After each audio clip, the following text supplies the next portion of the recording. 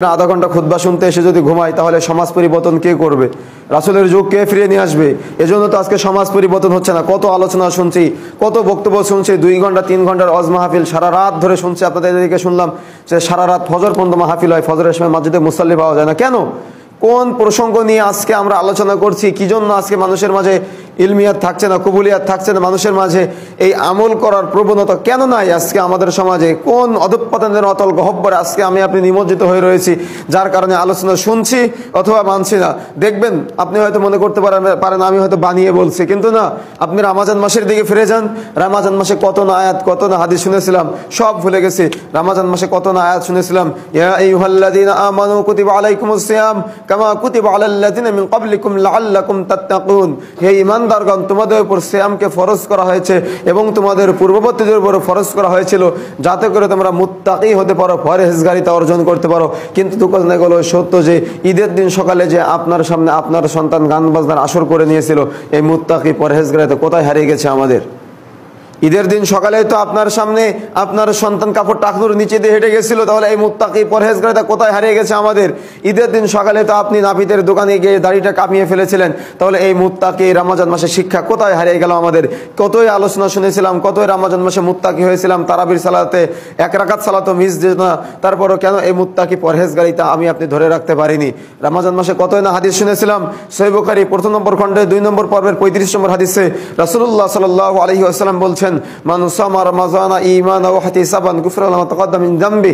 রাসূলুল্লাহ সাল্লাল্লাহু আলাইহি ওয়াসাল্লাম সহিহ বুখারী 1 নম্বর খণ্ডে 2 নম্বর পর্বের 38 নম্বর হাদিসে আমাদেরকে জানিয়ে দিচ্ছেন, মান কামা রমাযানা ঈমানান ওয়া ইহতিসাবান গুফিরা লাহু মা তাকাদ্দামা মিন যামবি। রাসূলুল্লাহ সাল্লাল্লাহু আলাইহি ওয়াসাল্লাম সহিহ বুখারী 1 নম্বর খণ্ডে 2 নম্বর পর্বের 39 নম্বর হাদিসে আমাদেরকে জানিয়ে দিচ্ছেন, মাইয়াকুম লাইলাতুল কদরি ঈমানান ওয়া ইহতিসাবান গুফিরা লাহু মা তাকাদ্দামা মিন যামবি।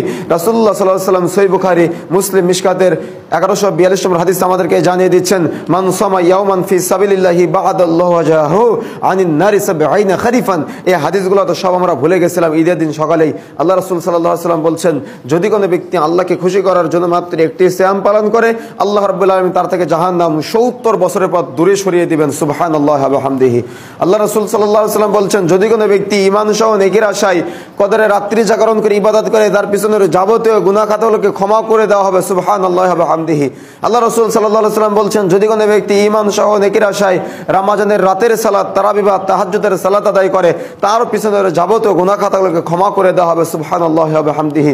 আল্লাহ রাসূল সাল্লাল্লাহু আলাইহি ওয়াসাল্লাম বলছেন, যদি কোনো ব্যক্তি ঈমান সহ নেকির আশায় রমজানের সিয়াম পালন করে, কদরের রাত্রি জাগরণ করে ইবাদত করে, তারাবি বা তাহাজ্জুদের সালাত আদায় করে, এদের সকলেরই জীবনের পিছনের যাবতীয় গুনাহ খাতাগুলোকে ক্ষমা করে দেওয়া হবে। সুবহানাল্লাহি ওয়া বিহামদিহি।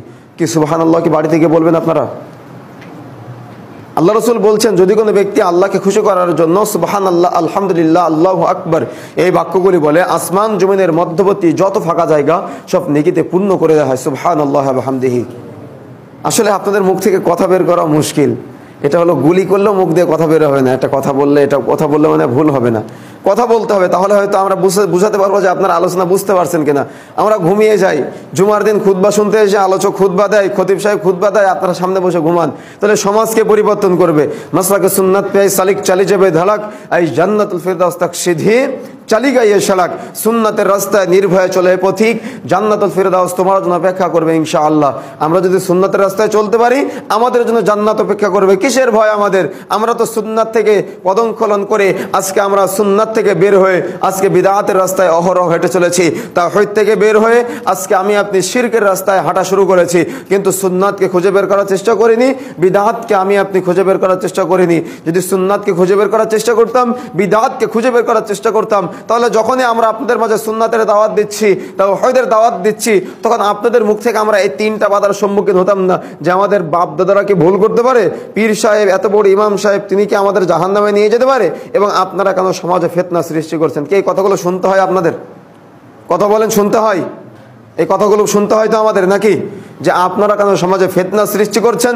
যখনই কারোর বিরুদ্ধে কথা চলে যাচ্ছে, তখনই আমাদের একটা কথা শুনতে হচ্ছে যে আপনারা কেন সমাজে ফিতনা সৃষ্টি করছেন, আপনারা কেন আমাদের বাপ দাদার রেখে যাওয়া ধর্মকে ফেলে দিয়ে নতুন ধর্মের আবিষ্কার করলেন। এবং আরেকটা বাধার সম্মুখীন আমাদের এত বড় পীর সাহেব, এত বড় আল্লাহওয়ালা, এত বড় বুজুর্গানে দিন, তিনি কি আমাদের জাহান্নামে নিয়ে যেতে পারে? তাহলে প্রথমে আলোচনার শুরুতে আমরা এই তিনটা বিষয় খণ্ডন করব, তারপরে বাকি আলোচনার দিকে যাব যে আসলে আমরা সমাজে ফিতনা সৃষ্টি করছি কিনা, ইমাম সাহেবের ভুল হতে পারে কিনা এবং পিতামাতা ভুল হতে পারে কিনা, এই তিনটা বিষয় আগে আমরা জানার চেষ্টা করব, তারপরে বাকি আলোচনার দিকে যাওয়ার চেষ্টা করব ইনশাআল্লাহ। আমার তৌফিক ইল্লা বিল্লাহ। প্রথম যে পয়েন্টটি সেটা হলো আপনারা কেন সমাজে ফিতনা সৃষ্টি করছেন। আসলে কোরআন সহিহ হাদিসের দাওয়াত দেওয়াটাকে আপনারা ফিতনা মনে করেন? কথা বলেন, একটু জোরে কথা বলেন। কোরআন সুন্নাহর দাওয়াত দেওয়াকে ফিতনা মনে করেন আপনারা? যদি ফিতনা মনে নাই করেন তাহলে কেন আজকে আমাদের সমাজে দাওয়াত দেওয়ার সাথে সাথে অন্ধ অনুসারী হয়ে আজকে আমি আপনি যখন কোরআন সুন্নাহর দাওয়াতটা মানুষের কাছে পৌঁছে দিচ্ছি তখন কেন আমাদের এই কথাগুলির সম্মুখীন হতে হচ্ছে? আমরা একটু ফিরে যাই ইব্রাহিম আলাইহিস সালামের দিকে, কারণ আমরা হলাম নবীদের ওয়ারিস, আমরা নবী মুহাম্মদ সাল্লাল্লাহু আলাইহি সাল্লাম। দেখুন আদম আলাইহিস সালাম থেকে শুরু করে শেষ নবী মহানবী মুহাম্মদ সাল্লাল্লাহু আলাইহি সাল্লাম পর্যন্ত আল্লাহ রাব্বুল আলামিন যুগে যুগে কালে কালে অসংখ্য নবী রাসূল প্রেরণ করেছেন এই মানব জাতিকে হেদায়েতের দীপ্ত নকিব, জান্নাতের পথের পথিক তৈরি করার জন্য। ঠিক তেমনি এই অসংখ্য নবী রাসূলগণের মধ্য থেকে আমরা হলাম শেষ নবী মহানবী মুহাম্মদ সাল্লাল্লাহু আলাইহি ওয়াসাল্লামের উম্মত। আর আমাদের জন্য একমাত্র উত্তম অনুসরণীয় এবং আদর্শনীয় ব্যক্তি হিসেবে আল্লাহ রাব্বুল আলামিন নির্ধারণ করে দিয়েই বলে দিলেন, লাকাদ কানা লাকুম ফি রাসূলিল্লাহি উসওয়াতুন হাসানাহ, তোমাদের জন্য নবী মুহাম্মদ সাল্লাল্লাহু আলাইহি ওয়াসাল্লামের মধ্যে উত্তম আদর্শ নিহিত রয়েছে। অর্থাৎ আমরা হলাম শেষ নবী মহানবী মুহাম্মদ সাল্লাল্লাহু আলাইহি ওয়াসাল্লামের উম্মত, আর আমাদের জন্য একমাত্র উত্তম আদর্শ হলো নবী মুহাম্মদ সাল্লাল্লাহু আলাইহি ওয়াসাল্লামের মাঝে। এজন্য আমাদেরকে নবী মুহাম্মদ সাল্লাল্লাহু আলাইহি ওয়াসাল্লামের মাঝ থেকে আদর্শ নিয়ে সেটা নিজেদের জীবনে বাস্তবায়ন করার চেষ্টা করতে হবে। তাহলে দুনিয়াবী জীবনে সফল হতে পারবো, পরকালীন জীবনেও সুখময় জান্নাত লাভ করতে পারবো। বন্ধুরা আমার, যে কথা বলছিলাম যে আমরা কেন সমাজে ফিতনা সৃষ্টি করছি, এই কথা বন্ধের জন্য কিছু উক্তি আপনাকে আমাকে উপস্থাপন করতে হবে, ব্রেনের ভিতরে ঢুকিয়ে নেওয়ার চেষ্টা করবেন। আসলে আমরা সমাজে ফিতনা সৃষ্টি করছি নাকি তাওহীদের দাওয়াত দিচ্ছি? ফিতনা সৃষ্টি করছি নাকি সুন্নাতের দাওয়াত দিচ্ছি? ফিতনা সৃষ্টি করছি নাকি হালালের দাওয়াত দিচ্ছি হারামের বিরুদ্ধে, সুন্নাতের দাওয়াত দিচ্ছি বিদআতের বিরুদ্ধে, তাওহীদের দাওয়াত দিচ্ছি শিরকের বিরুদ্ধে? আপনার ব্রেন খুলে যাবে ইনশাআল্লাহ। কারণ আমরা যখন বাজারে চাউল ক্রয় করতে যাই সবচাইতে ভালো চাউলটা ক্রয় করার চেষ্টা করি, কখনো পোকাওয়ালা চাউল ক্রয় করার চেষ্টা করি না। যখন মাছ দিয়ে ভাত খাই কাঁটা বেছে ভাত খাওয়ার চেষ্টা করি, কাঁটা সহকারে কখনো আমরা ভাত খাই না। এই জন্য আমাদের মাথার ভিতরে ব্রেন আছে, চিন্তা শক্তি আছে, ভাবার মতো একটা চিন্তা শক্তি আমাদের ব্রেন আল্লাহ রাব্বুল আলামিন দিয়ে দিয়েছেন। এজন্য আমরা এই ব্রেন দিয়ে ভাবার চেষ্টা করব, আল্লাহ রাব্বুল আলামিন সফলতা দিবেন ইনশাআল্লাহ। ইব্রাহিম আলাইহিস সালাম যখন নমরুদের কাছে তাওহীদের দাওয়াত দিলেন, তাওহীদের দাওয়াত দেওয়ার সাথে সাথেই নমরুদ বলছিলেন যে আরে আনা রব্বুকুমুল আলা, আমিই তো সবচাইতে বড় রব, তুমি আবার কোন রবের দাওয়াত নিয়ে আবির্ভাব হলো? ইব্রাহিম আলাইহিস সালাম রবের দাওয়াত দিচ্ছেন, আল্লাহর তাওহীদের দাওয়াত দিচ্ছেন, আর নমরুদ বলছে যে আরে আনা রব্বুকুমুল আলা, আমিই তো সবচাইতে বড় রব, তুমি আবার কোন রবের দাওয়াত নিয়ে আবির্ভাব হলো ইব্রাহিম? তো ইব্রাহিম আলাইহিস সালাম এই কথা বলার সাথে সাথেই ইব্রাহিম আলাইহিস সালাম এবং নমরুদের পক্ষ থেকে যখন পাল্টা রিয়াকশন আসলো তখন নমরুদ বলে উঠলো, ইব্রাহিম তুমি কেন সমাজে ফিতনা সৃষ্টি করছো? মূসা আলাইহিস সালাম যখন ফিরআউনের নিকট তাওহীদের দাওয়াত দিল, ফিরআউনের নিকট থেকেও পাল্টা জবাব আসলো, মূসা তুমি কেন সমাজে ফিতনা সৃষ্টি করছো? এবং আমরা সবাই ইতিহাস জানি মুহাম্মদুর রাসূলুল্লাহ সাল্লাল্লাহু আলাইহি ওয়াসাল্লাম যখন আবু জেহেলের সামনে এবং মক্কার কাফিরদের সামনে যখন তাওহীদের দাওয়াত দিয়েছিলেন তখন মুহাম্মদ সাল্লাল্লাহু আলাইহি ওয়াসাল্লামকেও সেদিন মক্কার কাফিরেরা একই প্রস্তাব দিয়েছিলেন, মুহাম্মদ তুমি কেন সমাজে ফিতনা সৃষ্টি করছো?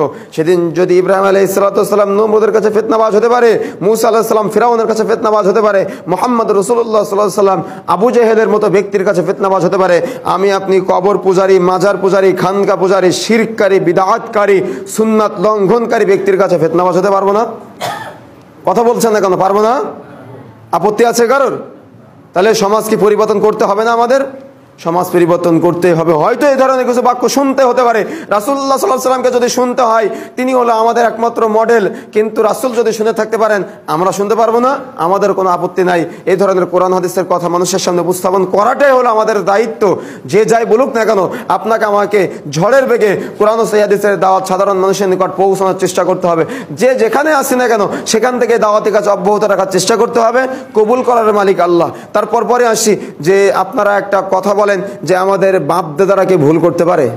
কি বলেন আপনারা? নাকি কথা বলেন? বলেন তো, বাপ দাদাদের ভুল হতে পারে? পারে ভুল হতে? কনফিউজ আছে মনের ভিতরে নাকি? এই জন্য কথা বলছেন না। বাপ দাদাদের ভুল হতে পারে। এজন্য দেখুন আমরা তো আমাদের ঘুষখোর পিতামাতার দোহাই দিয়ে ইসলামের চূড়ান্ত বিধানসমূহকে অস্বীকার করি। আমি আপনি আপনার সুদখোর পিতামাতার দোহাই দিয়ে ইসলামের চূড়ান্ত বিধানসমূহকে অস্বীকার করি। ইব্রাহিম আলাইহিস সালাম তার পিতা আজরের কাছে গিয়ে তাওহীদের দাওয়াত দিচ্ছেন। তাওহীদের দাওয়াত দেওয়ার সাথে সাথেই ইব্রাহিম আলাইহিস সালামের পিতা আজর বলছেন, ইব্রাহিম তুমি কি তোমার বাপ দাদার রেখে যাওয়া ধর্মকে অস্বীকার করে নতুন ধর্মের আমদানি করলে? ইব্রাহিম আলাইহিস সালাম যখন কিয়ামতের মাঠে দাঁড়িয়ে থাকবে, ইব্রাহিম আলাইহিস সালামের সামনেই ইব্রাহিম আলাইহিস সালামের পিতাকে জাহান্নামে নিক্ষেপ করার সম্মুখীন অবস্থা। এমত অবস্থায় ইব্রাহিম আলাইহিস সালাম আল্লাহ রাব্বুল আলামিনকে লক্ষ্য করে বলবেন, আল্লাহ এর চাইতে অপমানের আর কি হতে পারে যে আজকে আমার পিতা আমার সামনে জাহান্নামে। বুঝতে পেরেছেন কার পিতার কথা বললাম? ইব্রাহিম নবীর পিতার কথা বললাম। আর আমি আপনি আমার আপনার ঘুষখোর পিতামাতার দোহাই দিয়ে ইসলামের চূড়ান্ত বিধানসমূহকে অস্বীকার করেছে অহরহ। শুধুমাত্র এতটুকু নয়, ইব্রাহিম আলাইহিস সালাম যখনই আল্লাহ রাব্বুল আলামিনকে বললেন, আল্লাহ এর চাইতে অপমানের আর কি হতে পারে যে আজকে আমার পিতা আমার সামনেই জাহান্নামী। বন্ধুরা আমার, যখন ইব্রাহিম আলাইহিস সালাম এই কথা বললেন, তখনই আল্লাহ রাব্বুল আলামিন আগুনকে নির্দেশ, আল্লাহ রাব্বুল আলামিন এবং ইব্রাহিম আলাইহিস সালাম যখনই এই কথা বললেন যে আল্লাহ এর চাইতে অপমানের আর কি হতে পারে যে আজকে আমার পিতা আমার সামনে জাহান্নামী, সঙ্গে সঙ্গে আল্লাহ রাব্বুল আলামিন পাল্টা জবাব দিয়ে দিলেন, ইব্রাহিম তোমার পক্ষে কোনো মুশরিকের সুপারিশ মানাই না। সঙ্গে সঙ্গেই আল্লাহ রাব্বুল আলামিনের নির্দেশে ইব্রাহিম আলাইহিস সালামের পিতা আজরকে 4 হাত পা বেঁধে রক্তমাখা জানোয়ারের ন্যায় জাহান্নামে নিক্ষেপ করা হবে। কার পিতার কথা বললাম? ইব্রাহিম আলাইহিস সালাম নবীর পিতার কথা বললাম। এবার আসুন, হয়তো আপনারা হাদিসটি নতুন শুনতে পারেন, আমি বিভিন্ন জায়গায় বলি হাদিসটা, কারণ সহিহ মুসলিম 2য় খণ্ডের ভিতরে আসছে, জানাজা অধ্যায়ের ভিতরে আসছে হাদিসটি। আল্লাহ রাসূল সাল্লাল্লাহু আলাইহি ওয়াসাল্লাম স্পষ্টভাবে আমাদেরকে জানিয়ে দিয়েছেন, রাসূলুল্লাহ সাল্লাল্লাহু আলাইহি ওয়াসাল্লাম বসে আছেন, এক বেদুইন যুবক চলে আসলেন আল্লাহ রাসূল সাল্লাল্লাহু আলাইহি ওয়াসাল্লামের কাছে। কে আসলেন আল্লাহ রাসূলের কাছে? বেদুইন যুবক চলে আসলেন। আল্লাহ রাসূল বসে আছেন, এক বেদুইন যুবক চলে আসলেন। এসে আল্লাহ রাসূল সাল্লাল্লাহু আলাইহি ওয়াসাল্লামকে জিজ্ঞাসা করলেন, ইয়া রাসূলুল্লাহ আমার পিতা তো মুশরিক অবস্থায় মারা গিয়েছে, তো আমার পিতা জান্নাতি নাকি জাহান্নামী? বুঝতে পেরেছেন? আল্লাহ রাসূলকে জিজ্ঞাসা করছেন এক বেদুইন যুবক, ওর মনের ভিতরে প্রশ্ন যে আমার পিতা জান্নাতে যাবে না জাহান্নামে যাবে, তিনি তো মুশরিক অবস্থায় মারা গিয়েছেন। তো আল্লাহ রাসূল সাল্লাল্লাহু আলাইহি ওয়াসাল্লাম তো ওহী ছাড়া কোনো কথাই বলতেন না। আল্লাহ রাসূল চুপ থাকলেন। কিছুক্ষণ পর ব্যক্তিটা আবারও জিজ্ঞাসা করলেন, ইয়া রাসূলুল্লাহ আমার পিতা তো মুশরিক অবস্থায় মারা গিয়েছে, তো আমার পিতা জান্নাতি নাকি জাহান্নামী? আল্লাহ রাসূল চুপ থাকলেন। তৃতীয়বার জিজ্ঞাসা করার পরে আল্লাহ রাসূলের কাছে ওহী চলে আসলেন। আল্লাহ রাসূল সাল্লাল্লাহু আলাইহি ওয়াসাল্লাম বলছেন, তোমার পিতা জাহান্নামী। আচ্ছা, আমরা যদি শুনি যে আমাদের পিতামাতা জাহান্নামী, আমরা কষ্ট পাবো না? তো ব্যক্তিটি দেখি তেমনই কষ্ট পেলেন, ও কাঁদতে কাঁদতে চলে যাচ্ছেন যে আমার পিতা জাহান্নামী, ও কাঁদতে কাঁদতে চলে যাচ্ছেন। আল্লাহ রাসূল সাল্লাল্লাহু আলাইহি ওয়াসাল্লাম ওকে আবার ডাক দিলেন, ডেকে বলছেন, আমার পিতা তোমার পিতা উভয় জাহান্নামী। কার পিতার কথা বললাম? মুহাম্মদ সাল্লাল্লাহু আলাইহি ওয়াসাল্লামের পিতার কথা বললাম। যদি সহিহ মুসলিম থাকে খুলে দেখুন, জানাজা অধ্যায়ের ভিতরে হাদিসটি জল জল করছে, কিন্তু আমি আপনি বোঝার চেষ্টা করি না। আল্লাহ রাসূল সাল্লাল্লাহু আলাইহি ওয়াসাল্লাম তার পিতা আব্দুল্লাহ সম্পর্কে এই কথা বলছেন, আমার পিতা তোমার পিতা উভয় জাহান্নামী। তখন লোকটা শান্ত হয়ে সান্ত্বনা পেয়ে চলে যাচ্ছেন। কিন্তু দুঃখজনক হলো সত্য যে আজকে আমি আপনি আমার আপনার ঘুষখোর, সুদখোর, নেশাকারী, জেনাকারী পিতামাতার দোহাই দিয়ে, যে পিতামাতা আমাকে ফজরের সময় মসজিদে নিয়ে যায় না, যে পিতামাতা আমাকে কাপড় টাকনুর উপরে পড়তে শেখায় না, যে পিতামাতা মেয়েটাকে বোরখা পরায় না, ওই ঘুষখোর, সুদখোর পিতামাতার দোহাই দিয়ে আমি আপনি ইসলামের চূড়ান্ত বিধানসমূহকে, সুন্নাতকে, তাওহীদকে অস্বীকার করে চলেছি অহরহ। একটিবারে যদি ভেবে দেখার চেষ্টা করিনি যে আমার পিতামাতা আমাকে জান্নাতের পথ দেখাচ্ছে নাকি আমাকে জাহান্নামের পথ দেখাচ্ছে, একটিবারে যদি বিবেচনা করার চেষ্টা করিনি। যখন সুন্নাতের দাওয়াত গ্রহণ করেছি তখন পিতার কাছ থেকে বাধাগ্রস্ত হয়েছি, কিন্তু এটা হলো আমাদের জন্য বড়ই বেদনাদায়ক বা ব্যথিত আমরা হই এই ধরনের কর্মকাণ্ডের সাথে জড়িত হলে। বন্ধুরা আমার, এরপর পরে আসি আমাদের সমাজে যখন আমরা সুন্নাতের দাওয়াত দিচ্ছি, তাওহীদের দাওয়াত দিচ্ছি, তখন সবচাইতে বড় যে বাধা সেটা হলো আমাদের ইমাম সাহেব, তিনি কি ভুল করতে পারে? তাই না? কি আমাদের ভুল হতে পারে না ভাই? কথা বলতে হয়, ভুল হতে পারে না আমাদের? এখানে দাঁড়িয়ে বক্তব্য দিচ্ছি তাই কি হয়েছে? মানুষ মাত্র, ভুল হতে পারে না আমার? ভুল তো হতেই পারে। তো আমি যদি বলি আমার ভুল হয় না, আমাকে সবাই অনুসরণ করতে হবে, অনুকরণ করতে হবে, মানতে হবে, তাহলে কি আমি মুমিন? বন্ধুরা আমার, দেখুন যে কথা বলছিলাম আপনার বড় হুজুর সম্পর্কে, আপনার ইমাম সাহেব সম্পর্কে রাসূলুল্লাহ সাল্লাল্লাহু আলাইহি ওয়াসাল্লাম কঠোরভাবে হুঁশিয়ারি করে দিয়েছেন। রাসূলুল্লাহ সাল্লাল্লাহু আলাইহি ওয়াসাল্লাম যেদিন মিরাজ রাতে জান্নাত জাহান্নাম ভ্রমণ করতে যায়, আল্লাহ রাসূল সাল্লাল্লাহু আলাইহি ওয়াসাল্লাম দেখে এক শ্রেণীর ব্যক্তিকে জাহান্নামের ভিতরে ডুবানো হচ্ছে আবার উঠানো হচ্ছে, ডুবানো হচ্ছে আবার উঠানো হচ্ছে। আল্লাহ রাসূল সাল্লাল্লাহু আলাইহি ওয়াসাল্লাম জিবরিলকে জিজ্ঞাসা করলেন, জিবরাইল মান হাওলা, এরা কারা? আজকে এদেরকে কেন জাহান্নামে এভাবে শাস্তি দেওয়া হচ্ছে? এদেরকে কেন জাহান্নামের ভিতরে হাবুডুবু খাওয়ানো হচ্ছে, চুবানো ডুবানো হচ্ছে। আল্লাহ রাসূলের সামনে জিবরাইল সেদিন বলেছিলেন, আল্লাহ রাসূল, এরা তারাই যারা আপনার সমাজে বক্তৃতা করে বেড়াতো, আজকে তাদেরকে জাহান্নামের ভিতরে ডুবানো হচ্ছে, আবার উঠানো হচ্ছে, ডুবানো হচ্ছে, আবার উঠানো হচ্ছে। আল্লাহ রাসূল সাল্লাল্লাহু আলাইহি ওয়াসাল্লাম মিরাজ থেকে ফিরে এসে এরকম মেম্বারে দাঁড়িয়ে সাহাবায়ে কেরামকে লক্ষ্য করে বলছেন, সাহাবায়ে কেরাম, কিয়ামতের মাঠে যখন হুজুরকে টানতে টানতে জাহান্নামের দিকে নিয়ে যাওয়া হবে, এমত অবস্থায় হুজুরের মুখ দিয়ে হুজুরের নাড়ি ভিতরে বেরিয়ে আসবে, এমত অবস্থায় হুজুরের অনুসারীরা হুজুরকে বলতে থাকবে, হুজুর আনতা তা'মুরুনা বিল মা'রুফ ওয়া তানহাউনা আনিল মুনকার, হুজুর আপনি সৎ কাজের আদেশ দিয়েছিলেন, অসৎ কাজের নিষেধ করেছিলেন, তো আজকে আপনার কেন এই অবস্থা, আপনাকে কেন আজকে টানতে টানতে জাহান্নামের দিকে নিয়ে যাওয়া হচ্ছে? তখন হুজুর বলতে থাকবে, আমারনা বিল মা'রুফ ওয়া তানহাউনা আনিল মুনকার, আমি সৎ কাজের আদেশ দিয়েছিলাম, অসৎ কাজের নিষেধ করেছিলাম, আমি নিজে পালন করি, নিজে আমি জানতাম বিষয়গুলি, আমি তোমাদের সামনে উপস্থাপন করে নিজে, আমার সামনে বিষয়গুলি ক্লিয়ার ছিল, দীপ্তিমান ছিল, উজ্জ্বল ছিল, পরিষ্কার ছিল, কিন্তু আমি তোমাদের সামনে উপস্থাপন করিনি যে তখন হুজুরের সাথে সাথে হুজুরের অনুসারীকেও জাহান্নামে নিক্ষেপ করা হবে। এখন ভাই, আপনি শিক্ষিত মানুষ, আপনি বিবেচনা করুন, আপনার ইমাম সাহেবের কাছ থেকে যখন আপনি কোনো কথা শ্রবণ করবেন, আপনি দলিল প্রমাণ সহকারে শ্রবণ করবেন, নাকি আপনি আপনার ইমাম সাহেবকে অন্ধ অনুসরণ করবেন? অন্ধভক্তি আজকে আমাদের সমাজে অতপ্রতভাবে ডেকে বসেছে, কেউ ভাবার চেষ্টা করছে না কে কাকে অন্ধ অনুসরণ করছে। কোরআন হাদিস তো পড়ার চেষ্টাই করি না, বোঝার চেষ্টাই করি না। ইমাম সাহেব যেটা বলেছে সেটা অন্ধের মতো মেনে নিয়েছি। ইমাম সাহেব বলেছে এদিকে যেতে, তো এদিকেই যাচ্ছি। ইমাম সাহেব যদি বলেছে ডান দিকে যেতে, ডান দিকে যাচ্ছি। ইমাম সাহেব যদি বলেছে বাম দিকে যেতে, তো অন্ধের মতো বাম দিকে ছুটে চলেছি। কিন্তু মাঝখানে যে একটা সিরাতে মুস্তাকিম রয়েছে, সেটা আমি আপনি কখনো ভেবে দেখার চেষ্টা করিনি। দেখবেন আপনার আমার ইমাম সাহেবরা আমাদেরকে নেকি দিকে বঞ্চিত করছে। আপনাদের এলাকায় কিছু কিছু মসজিদে আছে নাকি যে লাল বাতি চলাকালীন সময় সুন্নাত নামাজ পড়া নিষেধ? আছে এমন মসজিদ আমাদের এলাকায় দেখা যায় যে লাল বাতি জ্বলাকালীন সময় সুন্নাত নামাজ পড়া নিষেধ মসজিদে লেখা থাকে। তার মানে কি, লাল বাতি যতক্ষণ জ্বলবে ততক্ষণ সুন্নাত পড়তে পারবে না। অথচ আল্লাহ রাসূল সাল্লাল্লাহু আলাইহি সাল্লাম সহিহ বুখারী 8 নম্বর পর্বের ভিতরে আসছে, আল্লাহ রাসূল সাল্লাল্লাহু আলাইহি সাল্লাম বলছেন, দাখালাল মসজিদে রাকাআতাইন ক্বাবলা ইয়াজলিস, তোমাদের কেউ যখন মসজিদে প্রবেশ করবে সেজন্য 2 রাকাত সালাত আদায় করে না বসে, 2 রাকাত সালাত আদায় না করে সে বসতে পাবে না। আর আমার আপনার ইমাম সাহেবরা আজকে টানিয়ে রাখছে লাল বাতি জ্বলাকালীন সময় সুন্নাত নামাজ পড়া নিষেধ। কে অধিকার দিল আমাদের ইমাম সাহেবদের আজকে এটা সুন্নাত নামাজ পড়া বন্ধ করার? দেখুন, আল্লাহ রাব্বুল আলামিন আপনাকে আমাকে হেফাজত করুন, আমি আপনি সেই দোয়াই সবসময় অব্যাহত রাখবো, আল্লাহুম্মা আমিন। বন্ধুরা আমার, যে কথা বলছিলাম যে আজকে আমরা এই যে একটা ব্যবধানের মধ্যে পড়ে আছি, আজকে দলে দলে বিভক্ত হচ্ছি, আর রাসূলুল্লাহ সাল্লাল্লাহু আলাইহি সাল্লামের ইবাদতকে খণ্ডে বিখণ্ডিত করে ফেলেছি। দেখুন আপনি, কেউ বলে ফিলতলি, কেউ বলে আটরশি, কেউ বলে ফুরফুরা, কেউ বলে দেওবন্দি, কেউ বলে চিশতিয়া, কেউ বলে মুজাদ্দিদিয়া, কেউ বলে নকশবন্দিয়া, কেউ বলে কাদারিয়া, কেউ বলে শরীয়ত, কেউ বলে মারিফত, কেউ বলে হাকিকত, কেউ বলে তরিকত। কি বলছি না নামগুলো? আমরা কথা বলেন, বলছি না? কেউ বলে হানাফি, কেউ বলে মালিকি, কেউ বলে হাম্বলি, কেউ বলে শিয়া, কেউ বলে খারেজি, কেউ বলে জাহামিয়া, কেউ বলে মুতাজিলা, কেউ বলে মুজাশশিবা, কেউ বলে চরমুনাই ইত্যাদি নামে নামকরণ করছি। আর রাসূলুল্লাহ সাল্লাল্লাহু আলাইহি সাল্লামের সুন্নাহকে আমি আপনি খণ্ডে বিখণ্ডিত করছি অহরহ। একটিবারের জন্য ভেবে দেখার চেষ্টা করি না যে আমি আপনি যে সুন্নাতকে অবমূল্যায়ন করে একজন ব্যক্তির নামে নামকরণ করলাম, সে আমাকে জান্নাতে নিয়ে যেতে পারবে? তো বরং যখন আমি নিজেকে মুহাম্মাদি নামে নামকরণ করেছি, তখন আপনি আমাকে টিটকারি কেটে বলেছেন ওই যে মুহাম্মাদি যাচ্ছে, তাই না? কথা বলেন, ঠিক তো নাকি? যখন আমি নিজেকে মুহাম্মাদি বলেছি, তখন আপনি বলেছেন ওই যে মুহাম্মাদি যাচ্ছে, টিটকারি কেটে বলেছেন। আরে ভাই, আমি তো মুহাম্মদ সাল্লাল্লাহু আলাইহি ওয়াসাল্লামের অনুসারী, আমি তো মুহাম্মদ সাল্লাল্লাহু আলাইহি ওয়াসাল্লামের শাফাআত লাভের অধিকারী, আমি তো মুহাম্মদ সাল্লাল্লাহু আলাইহি ওয়াসাল্লামকে অনুসরণ করব। আল্লাহ রাব্বুল আলামিন মুহাম্মদ সাল্লাল্লাহু আলাইহি ওয়াসাল্লামকে অনুসরণ করতে বলেছেন, কিন্তু আপনি যে ভাই একজন ব্যক্তির নামে নামকরণ করছেন। বুঝতে পেরেছেন আপনারা বিষয়টি? দেখুন, আমাদের সমাজে অধিক পরিচালিত 4টা মাযহাব রয়েছে, হানাফি, মালিকি, শাফি, হাম্বলি। আপনাদেরকে দাওয়াতি কাজ করতে হবে, আর দাওয়াতি কাজ করার স্বার্থেই আমি একটু কিছু তথ্য আপনাদের মাঝে দিব।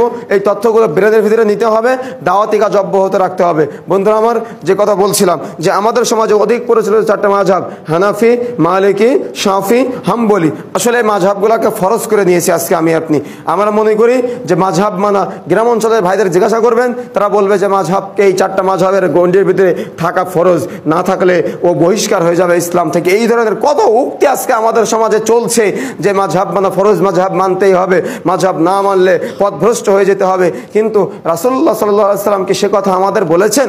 দেখুন, রাসূলুল্লাহ সাল্লাল্লাহু আলাইহি ওয়াসাল্লাম মারা যাওয়ার পরে কি ওহী চালু ছিল নাকি ওহী বন্ধ হয়ে গেছে? আপনারা কি আমার কথা বুঝতে পারছেন? রাসূল মারা যাওয়ার পরে কি ওহী চালু ছিল নাকি ওহী বন্ধ হয়ে গেছে? তো রাসূলুল্লাহ সাল্লাল্লাহু আলাইহি ওয়াসাল্লাম মারা গিয়েছেন কত হিজরিতে? জানি না আমরা কেউ। 11 হিজরির প্রথম দ্বিতীয় তারিখে, গণনার ক্ষেত্রে 10ম হিজরি ধরলে ভালো হয়। তাহলে রাসূল মারা গিয়েছেন কত হিজরিতে? মনে রাখতে হবে ভাই, দাওয়াতি কাজ করার স্বার্থে সবাইকে। কারণ কোন খেলোয়াড় কত রান করলো, কোন নায়ক নায়িকা কী করলো, সবই তো আমাদের ব্রেনের ভিতরে থাকে। আমাদের রাসূল কবে মারা গেলেন সেটা আমাদের মাথার ব্রেনে নাই। এটা হলো সবচাইতে বড় দুঃখজনক যে কথা বলছিলাম। তাহলে রাসূল মারা গেছেন কত হিজরিতে? এখনই বলে গেলেন 11 হিজরির প্রথম দ্বিতীয় তারিখে।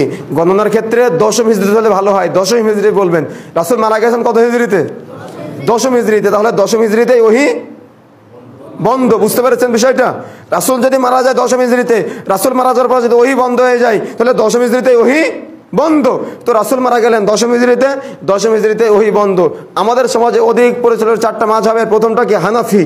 তো আবু হানিফা রাহিমাহুল্লাহর জন্মের আগে হানাফি মাযহাবের জন্ম নাকি এটা জন্মের পর হানাফি মাযহাবের জন্ম? বুঝতে পারছেন বিষয়গুলি আপনারা? রাসূলুল্লাহ সাল্লাল্লাহু আলাইহি ওয়াসাল্লাম মারা যাওয়ার আগে হানাফি মাযহাবের জন্ম নাকি এটা জন্মের পর হানাফি মাযহাবের জন্ম? নিঃসন্দেহে আবু হানিফা রাহিমাহুল্লাহ জন্মের পরে হানাফি মাযহাবের জন্ম। তা না হলে তার নামে কিভাবে নামকরণ করা হয়? তাহলে রাসূলুল্লাহ সাল্লাল্লাহু আলাইহি ওয়াসাল্লাম মারা গিয়েছেন 10ম হিজরিতে, আবু হানিফা রাহিমাহুল্লাহ জন্ম কত হিজরিতে? 80 হিজরিতে। তাহলে রাসূল সাল্লাল্লাহু আলাইহি ওয়াসাল্লাম এর মৃত্যু আর আবু হানিফা রাহিমাহুল্লাহ জন্মের মাঝে কত বছরের পার্থক্য? 70 বছরের পার্থক্য। রাসূল মারা গেছেন 10ম হিজরিতে, আবু হানিফা রাহিমাহুল্লাহর জন্ম 80 হিজরিতে, মাঝখানে 70 বছরের পার্থক্য। তাহলে রাসূল মারা যাওয়ার পরে যদি ওহী বন্ধ হয়ে যায়, আবু হানিফা রাহিমাহুল্লাহর জন্মের পরে যদি হানাফি মাযহাবের জন্ম হয়, আর রাসূল মারা যাওয়ার পরে যদি ওহী বন্ধ হয়ে যায়, রাসূল যদি 10ম হিজরিতে মারা যায় আর 10ম হিজরি থেকে 80 হিজরি পর্যন্ত মাঝখানে 70 বছরের পার্থক্য থাকে, আবু হানিফা রাহিমাহুল্লাহর জন্মের পরে যদি হানাফি মাযহাবের জন্ম হয়, তাহলে মাযহাব কে ফরজ করলো?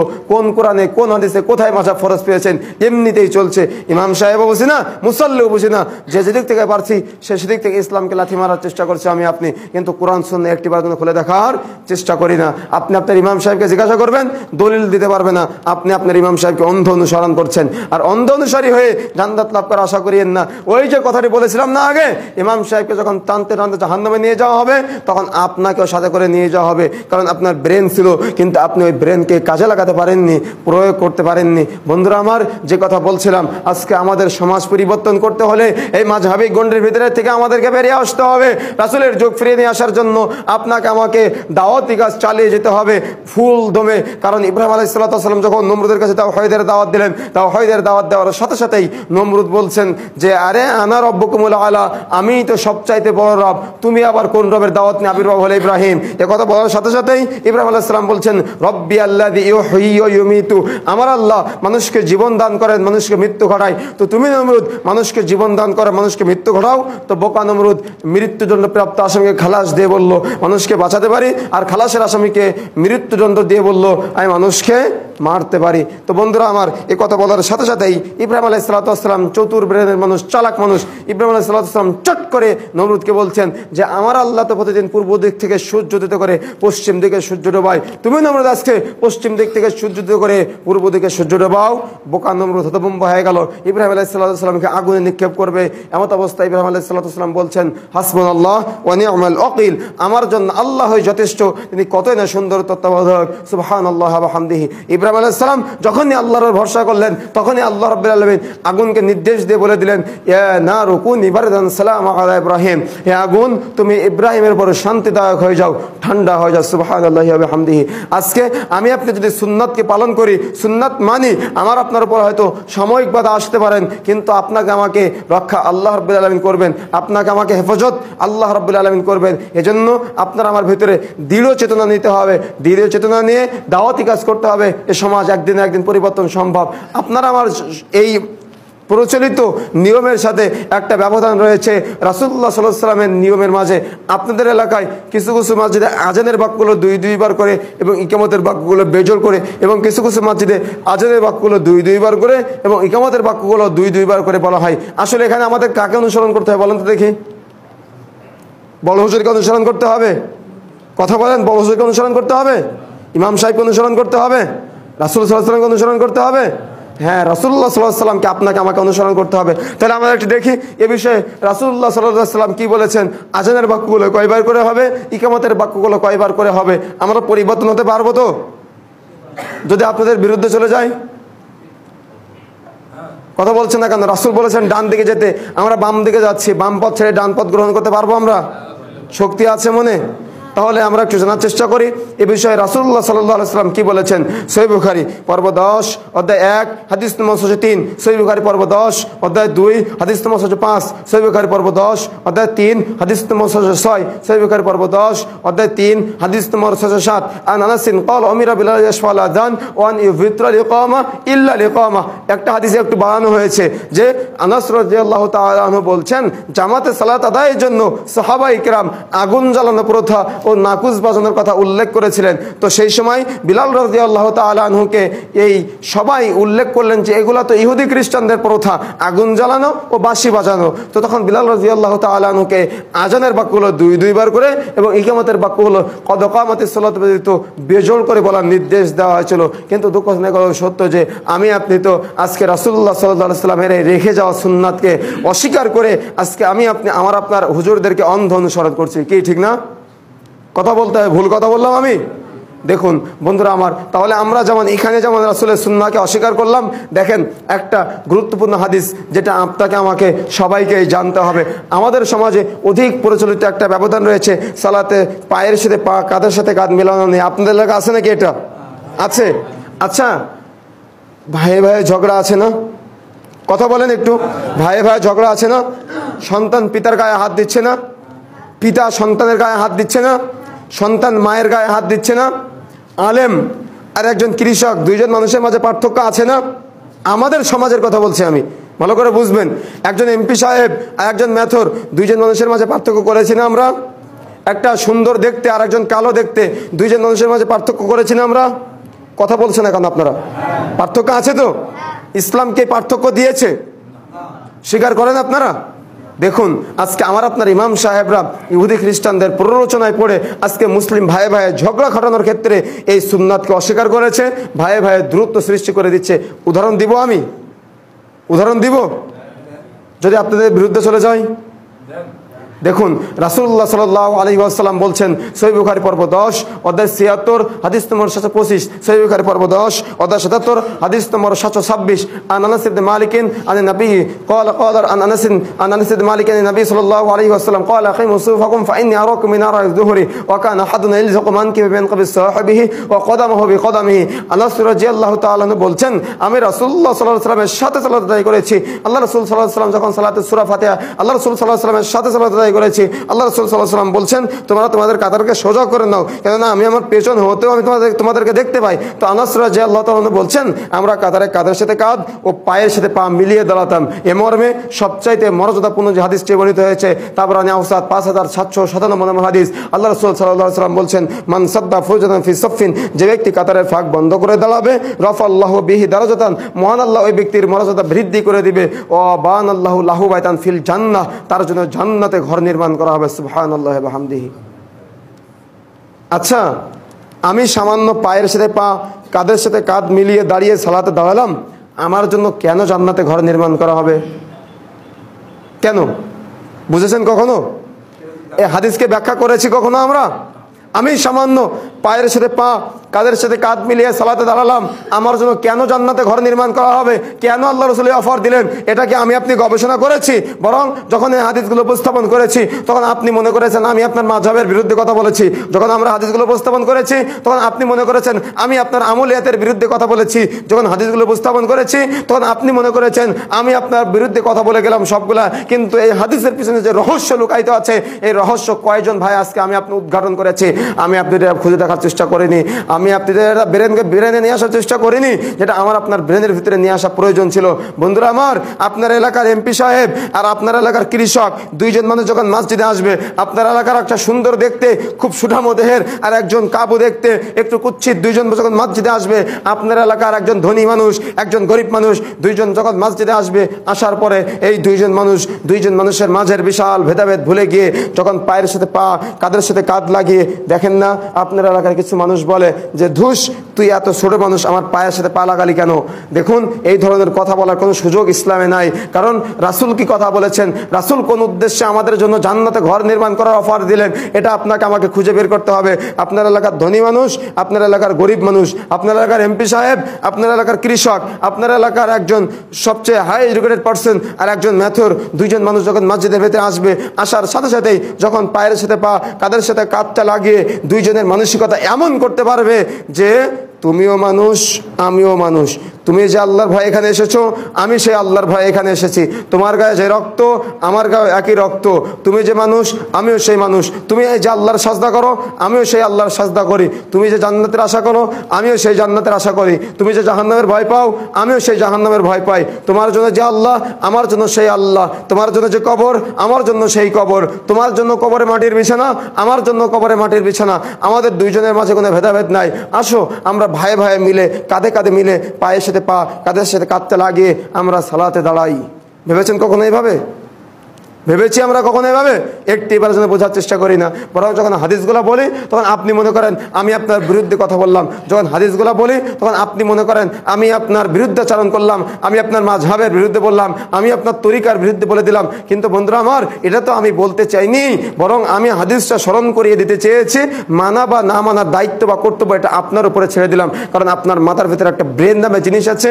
এই ব্রেনকে প্রস্তুত করতে হবে, ব্রেনকে খুলতে হবে, ব্রেনকে উদার করতে হবে, মানসিকতা উদার করতে হবে, দাওয়াতি কাজ করতে হবে। তাহলে এই সমাজ পরিবর্তন সম্ভব, রাসূলের যুগ ফিরে নিয়ে আসা সম্ভব। রাসূলের আদর্শ আমাদের জীবনে, সালাতে, ইবাদতে এবং প্রত্যেকটা সেক্টরে, বৈষয়িক জীবনে, অর্থনৈতিক জীবনে, চলমান জীবনে, প্রত্যেকটা সেক্টরে রাসূলুল্লাহ সাল্লাল্লাহু আলাইহি ওয়াসাল্লামের আদর্শ বাস্তবায়ন করা আমাদের জন্য সহজ হয়ে যাবে ইনশাআল্লাহ। বন্ধুরা আমার, যে কথা বলছিলাম, তাহলে এই 50 জন শহীদের মর্যাদা এবং আমাদের জন্য জান্নাতে ঘর নির্মাণ করা হবে যদি আমি আপনি এই দুইজন মানুষের বিশাল ভেদাভেদ ভুলে গিয়ে এই মানসিকতা তৈরি করতে পারি যে আমাদের মাঝে কোনো ব্যবধান নাই, আমাদের মাঝে কোনো পার্থক্য নাই। তখনই যদি আমি আপনি এই মানসিকতা তৈরি করে যদি সালাতে দাঁড়াতে পারি, তাহলে আমার আপনার জন্য 50 জন শহীদের মর্যাদা রয়েছে এবং আমার আপনার জন্য জান্নাতে ঘর নির্মাণ করা হবে। সুবহানাল্লাহি ওয়া বিহামদিহি।